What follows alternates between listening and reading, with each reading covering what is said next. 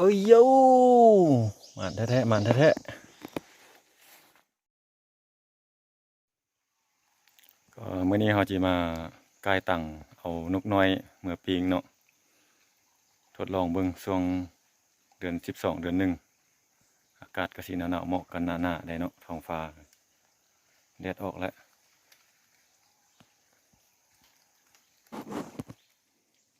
ก่อนก่อนจะห้างตังเนาะเราก็ต้องตัดฟดไม้ทึบบอนที่ว่ามันมีน้ำมีนะฮะทึบเพื่อบ่ให้นกมาลง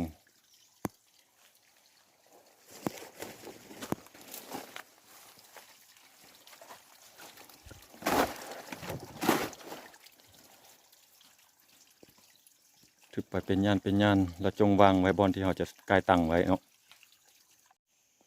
เราจะทึบแล้วก็จงเป็นบอนอย่างนี้เนาะจงไว้บอนสำหรับกายตั้งให้นกลงในจุดเดียวนี้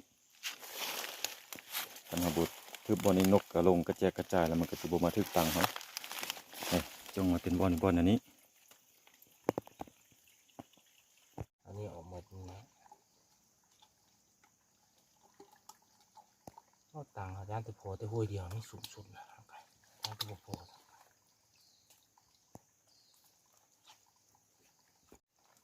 ลิ้วไหมอ่ะลิ้วอ่ะไม่ใช่ลิ้วส่วนโป่งเดียวไหม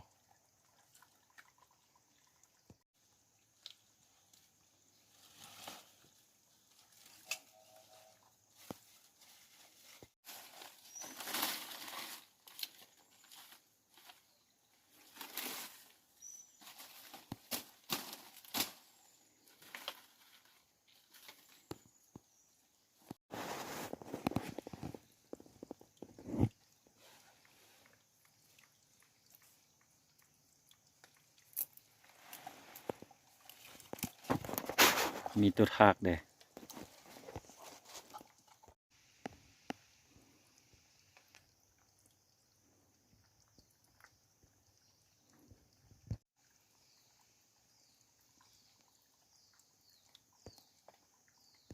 ไปตลอด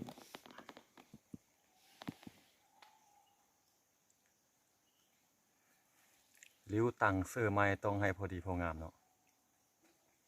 หลายมันก็เปลืองแต่น้อยหลายพัดบ่ติดรูด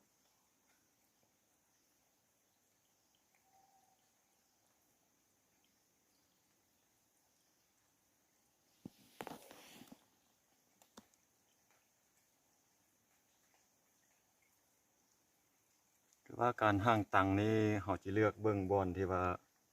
น้ำมันพอดีพองามน้ำหลายนกกระบุลงน้ำน้อยน้ำพอแต่ลิ้นนี่พอดี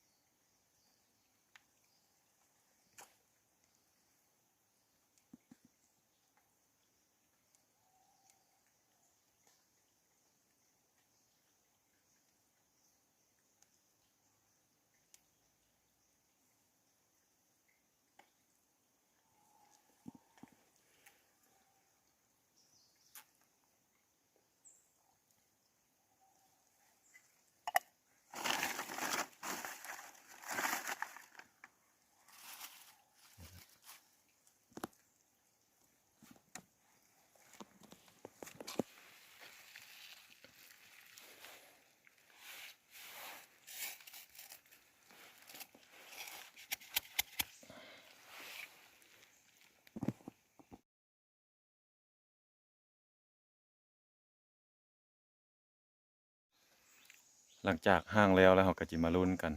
แต่ว่า30 นาทีหรือว่าชั่วโมงนึงแล้วก็มายามเท่านึงเนาะเอาเป็นไดรอลุ้นวันนี้นะ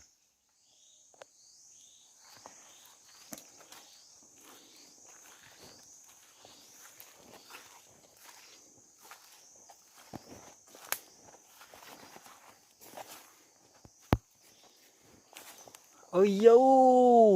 มันแท้ๆ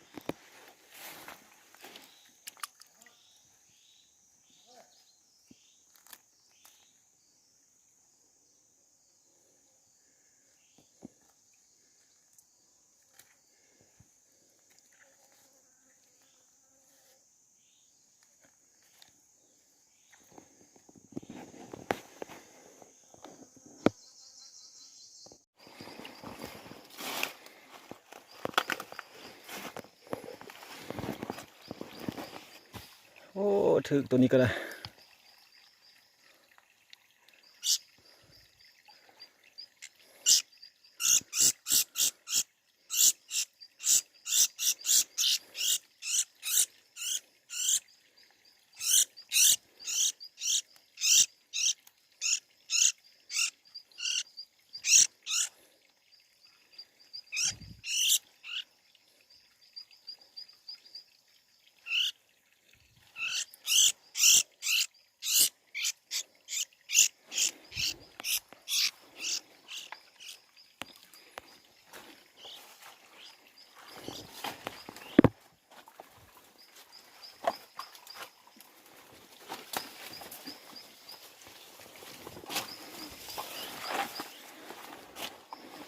อันนี้ก็ถึก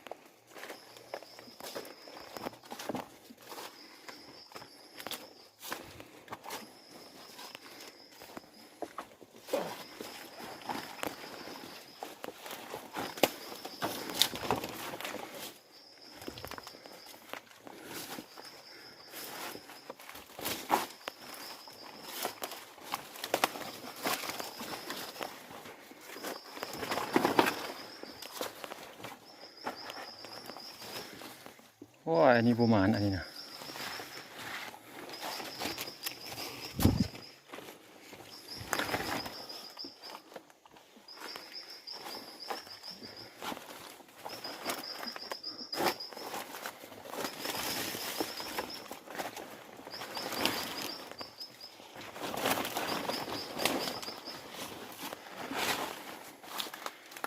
อันนี้ก็ประมาณ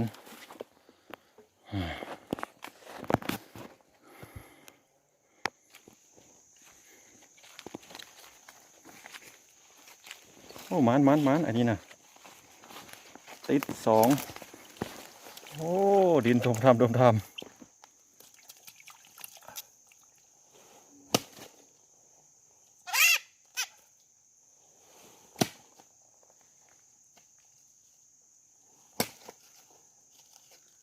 ดตังค์บ่มีนี่คือครึ่งแล้วอ่ะก็บ่มีตังค์แล้วนี่นะ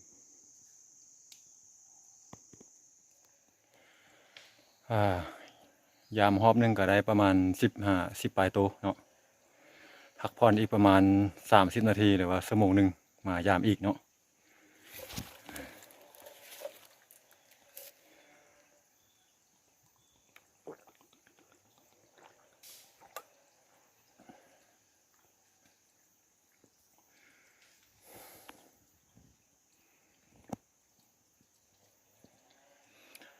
ฝากกดไลค์กดแชร์กดติดตามเด้อทางช่อง YouTube เนาะ